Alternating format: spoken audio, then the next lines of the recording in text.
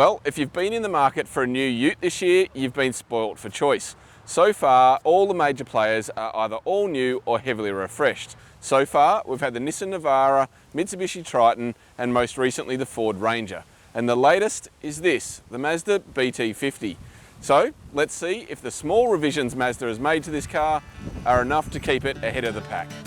The Japanese brand has hit a sweet spot with its regular passenger car range, building a stylish family of hatches, sedans and SUVs under its Kodo design theme. Almost every one of them is among the most popular in its class. But the BT-50 hasn't quite hit the sweet spot with the tradies, as its more organic style is seen as a bit soft for a tough-as-nails truck. So, this latest update is centred more around addressing its design, with a new look front bumper, revised taillights and a few more toys in the cabin, including an updated infotainment system in top-line XTR and GT models that comes with sat-nav and a reversing camera as standard. Like before, the Mazda BT-50's interior is quite car-like for this class. The biggest upgrade to this new model is this, the centre console, which has moved from a fairly button-laded audio system with a very small screen in the top dash there to an integrated system here with sat-nav that even includes HEMA maps. So even if you're well off the beaten track, you can still check to see where you are. And moving the screen away from here also creates a handy little binnacle for small item storage.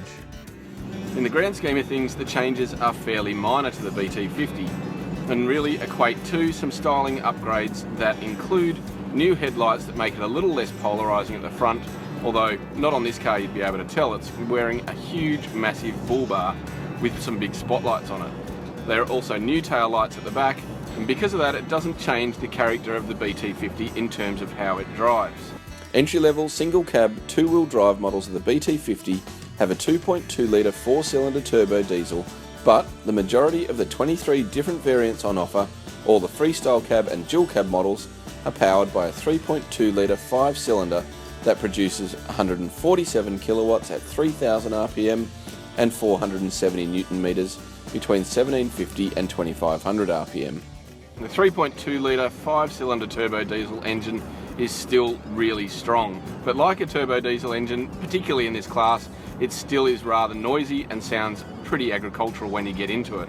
It works well with the automatic gearbox, which is quite intuitive in giving you the power when you need it and very smooth in its shifts. Now the steering is quite well weighted and doesn't have that truck-like characteristic that you would expect from a pickup like this. In fact, it is really easy to use in everyday situations. And like a Swiss Army knife, this car has the ability to tackle anything. Around town it's actually quite easy to drive. The suspension is a little agricultural in the way that it deals with potholes, bumps, and as you'd expect for a big heavy car that sits quite tall off the ground, it does lean through corners. The fact that it's also got dual purpose tyres on it means there's not a lot of grip in slippery conditions like it is today. While this isn't the perfect family car, I can see its appeal. It does have the flexibility to haul a workload during the week and then become a family truckster on the weekend. With 3,500 kilo brake towing capacity, it can easily pull a boat or a horse float, and there's enough space in the back for a modern family to be relatively comfortable. With so many variants on offer, prices for the BT-50 range start at $25,750 plus on-road costs for the most basic single cab 4x2 in base model XT trim, and go all the way up to $53,790 plus on-road costs for the flagship dual cab 4x4 GT. The automatic gearbox is around a $2,000 option on all models, and a reverse camera can be fitted to those that don't come with it as standard for $820. While the updates to the Mazda BT-50 are not as significant as its rivals, it certainly remains a strong contender in this popular class. It does, however, have one more test to face.